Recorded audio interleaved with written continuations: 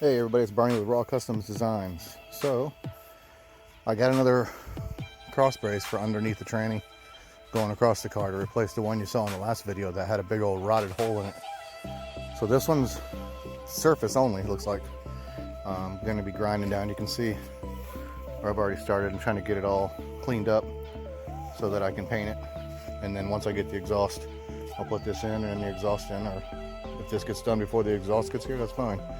Ordered some factory exhaust today, so mufflers, the piping from the catalytic converters to the muffler, got the muffler, and then I got the pipe that goes over the axle and then it stops. I didn't get the resonators.